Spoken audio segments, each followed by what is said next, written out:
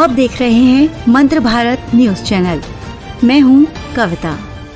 भारतीय reserve bank ने मौद्रिक नीति समिति MPC की बैठक के बाद बड़ा ऐलान किया है। रेपो रेट में 0.25% की कटौती की गई है। इससे होम लोन और ऑटो लोन EMI कम होने की संभावना है।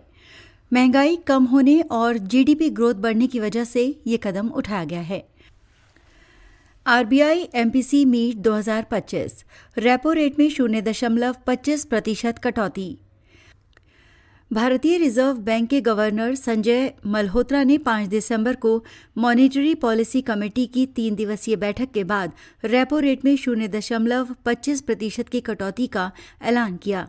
ये बैठक 3 दिसंबर को शुरू हुई थी और आज इसके नतीजे सामने आए। लगातार महंगाई कम होने और आर्थिक गतिविधियों में सुधार को देखते हुए ये फैसला लिया गया है। गवर्नर ने बताया कि इस साल अब तक रेपो रेट में कुल 1% की कटौती की जा चुकी है। पहले इसे 6.5% से घटाकर 5.5% किया गया था और अब ये 5.25% हो गया है। पिछली 2 बैठकों में रेपो रेट को स्थिर रखा गया था। महंगाई और ग्रोथ पर RBI का अनुमान। RBI ने कहा है कि वित्तीय वर्ष 2025-26 में महंगाई घटकर 2.5% रहने की उम्मीद है, जो फरवरी के अनुमान 4.2% से काफी कम है।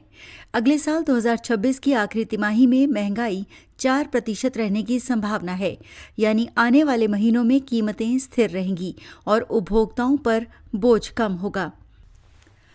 दूसरी तरफ देश की GDP ग्रोथ दर FY26 की दूसरी तिमाही 8.2% दर्ज की गई, जो 1.5 साल में सबसे तेज रही है।